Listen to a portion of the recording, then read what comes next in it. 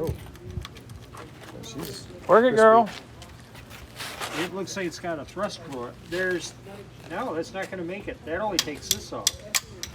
We got to get these little guys off. You see that? Well, we don't want to pull the cam. We just want to pull the gear, Sherman. Well, then it should come off. Go ahead. You just got to pull the gear. I ain't worried about pulling Put the some gear. ass into it, Sherman.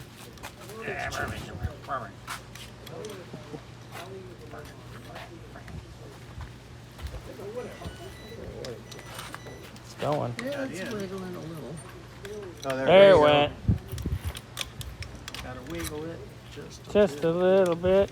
Dun, dun, dun, dun, dun, dun, dun, dun. So Mark was very quick to point out that he's got an NOS timing chain. Guess what? We're not using it. We're going to put a double roller comp cams bad motherfucker in there, right? That's right. Yeah. And we'll thank I called the store, that's what I asked for. Yeah. Comp cams, double roller bad motherfucker. That's what we want. BMF. BMF. BMF, baby. How is that different from the standard? This be popping off? They're stronger. And they got rollers instead of link. He's a little more persuasive. Ooh. Ooh, Chuck's going to persuade. No, actually, this is popped right off. Chuck's going to perswizzle anyway. Well, who knows? Maybe. It's fine. Just a little bang bang. Oh, yeah, there you go. Just a little bang.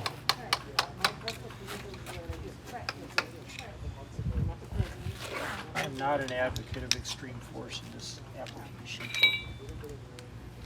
Okay. I'm all about beat that shit like it owes you money. Killing me. Are we gonna get a new timing gear for it, or are we just gonna reuse what's on it? Oh, no, it all comes as a kit. All the stuff comes. Yeah, and this will get reused. When the new one goes on, how tight is it? Is there any movement at all on the side chain? or- Pretty tight. There is hardly any movement. All right. All right. There she goes. Now we can pull the main caps. Now, the main caps are in here But tight. bump. Oh, we're not going to see any damage in these. If we're going to see damage, we're going to see it in the rods. Yeah, you don't spin a main very often. No, and if you do, that means you did something really wrong. Should I put this back That in here? looks pretty promising, bud. Yeah, we'll put it in there. That looks good. That can go in the box. In the box. Now, if you notice, this was hard to get out. And the reason it's hard to get out is there's a little register on each side, there and there. And that register is there to keep this main cap from going side to side. Because the bearing cap can walk. We call it cap walk. Walk, cap, walk. And they'll walk and walk and walk. This is the registry you're talking about? No, this little guy right here. This little ridge. That's a register. Okay. But you see how this web goes all the way to the end of the deep skirt. Now, most modern engines these days put their thrust washer around number 3. This one has it on number 5. Small block Chevy, small block Ford, they all have them there too. Yeah. What, here? Yeah.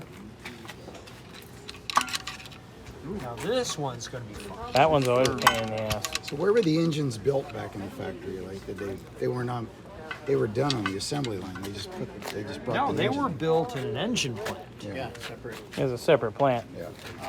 Just deliver it to the body. This would have been built. What if we just lifted that in? Could probably rock it loose. Yeah. It's a little heavy. Chris, don't hurt yourself. There you go. Yeah, it's kind of wedged in real well. There you go. Yeah, it's not really I don't know. doing much down there. I'm sure So it's this. if we just turn the engine over and let it fall on the floor. That might be easier. That's an option. Yeah, we ain't doing that. Yeah. He's probably No, we don't need gravity to help us today. Where is the fun in that? It would be fun to drop that. I mean, I dropped a piston once. Oh, I've hucked crankshafts off of buildings like this. It's fun. If they're cast cranks, when they hit the ground, they break in half. They'll hit concrete and they'll go bing, bing, bing, bing. cast LS cranks are not strong. No. Well, they're not designed to take that kind of force. They're No. torsional. Yeah. But I'm pretty sure if it was a forged crank, it wouldn't have broke. Ooh, art. Still trying to get that back one out? Yeah. Seems here, right? We've already done the. We did the wiggle and it was. All right, who's got the other screwdriver? Screwdriver. Put it in here. Doctor. Screwdriver. Put it in there. Doctor's over there. Put it in here, like this, right about there. Oh, you're gonna, okay. And push. Raise it. Push down. There we go. Oh, look at that. That was easy. Do it again. Like a barn raising. Do it again. It's a crank raising.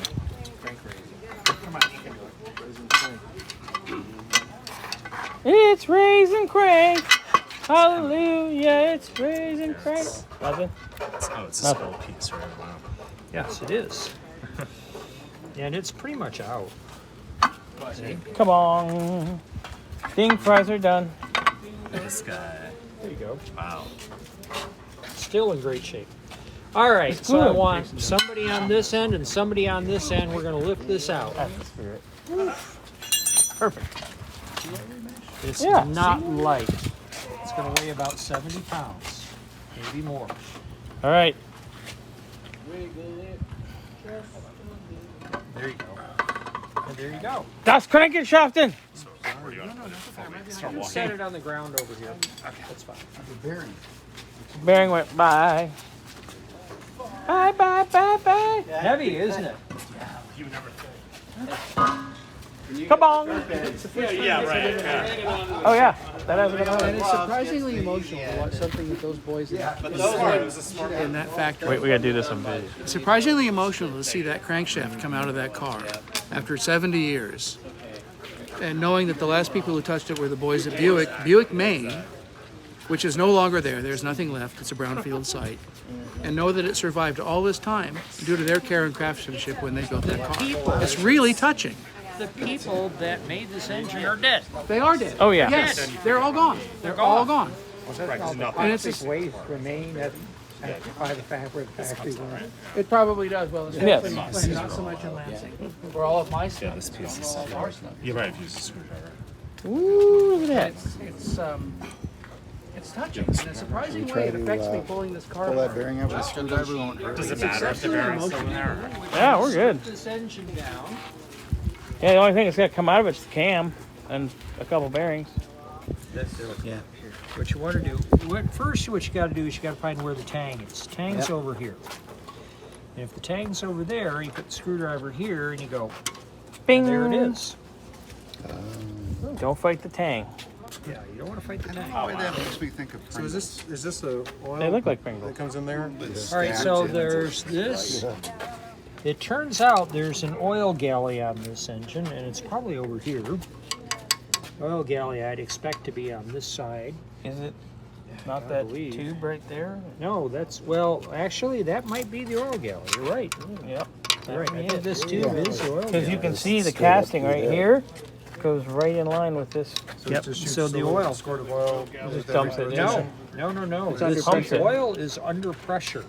So when this engine gets fired up cold, the oil is at 45 pounds per square inch. So it is pushing oil out into these bearings at 45 pounds per square inch. And what happens is you get a thin film of oil between the crank and the bearing. That's known as hydrodynamic lubrication. So exactly, and if you maintain that for the duration of the engine, this engine, 70 odd years old, is that right? 55. 68-year-old engine, the bearings almost never touch the crank in this engine after almost 70 years. That's why they look so good.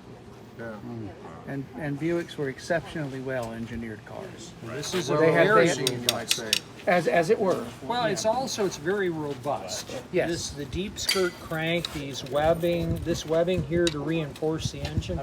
This is a very sturdy engine. But expected. Buick built this reputation from the 30s on quality and smoothness. Yes. Strong as goat's breath.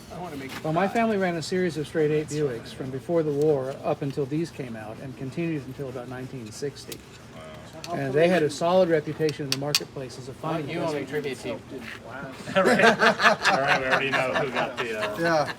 Didn't You last need like what? We have the first alliance. if you need like 70s through 2000s BMWs, I'm your girl. Pretty much. Otherwise, you're on your own.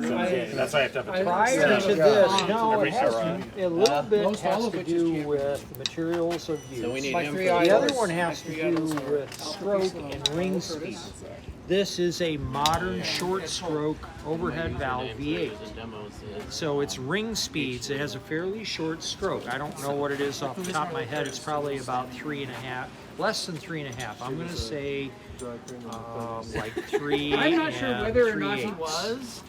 is probably what the stroke is on this. Short stroke, low ring speeds, minimal wear.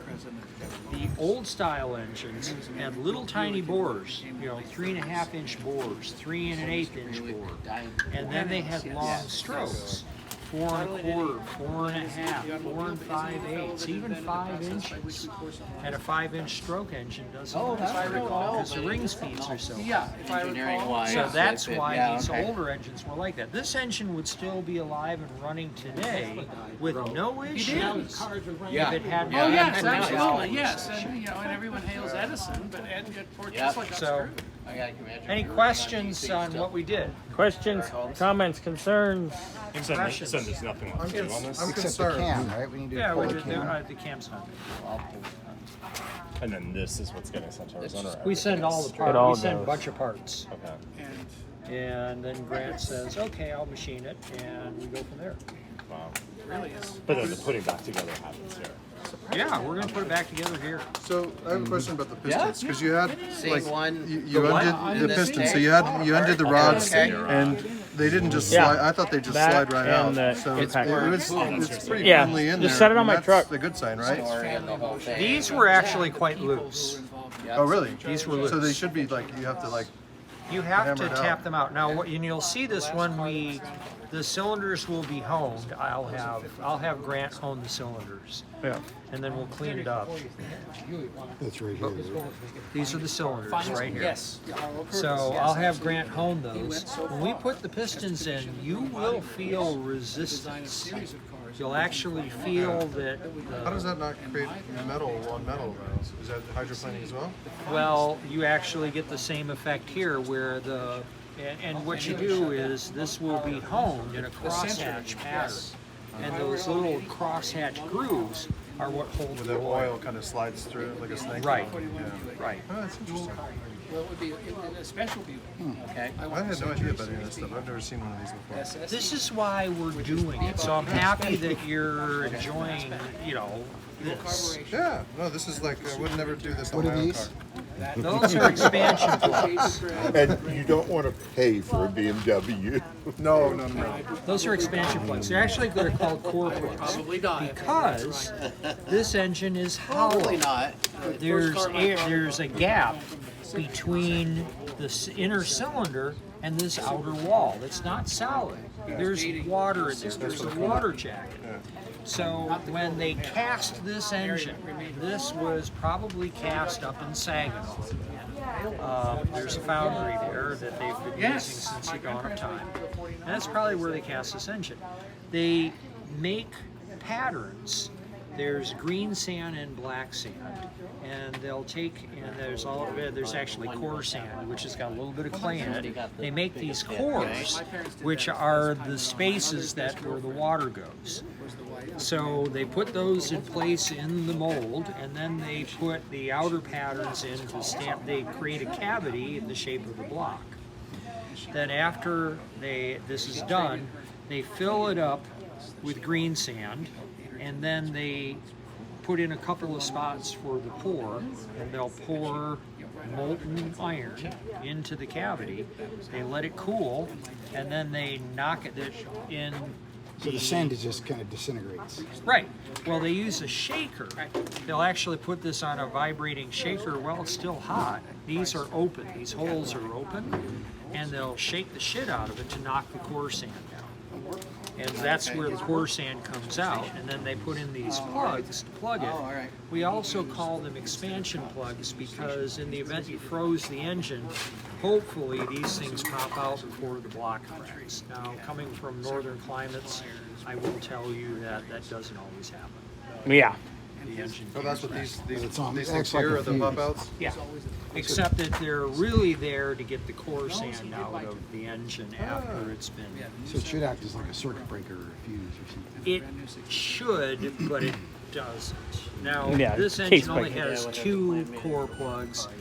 And when you look at And these have other been engines, replaced. yeah, he's like, don't replace those. They're new. You don't have to replace them. And I didn't have the heart to tell them they're going to be. Well, they're getting replaced either way. Sorry, Mark. You're going to see the video. Too bad. So a more modern engine that was cast iron would have multiple core lines.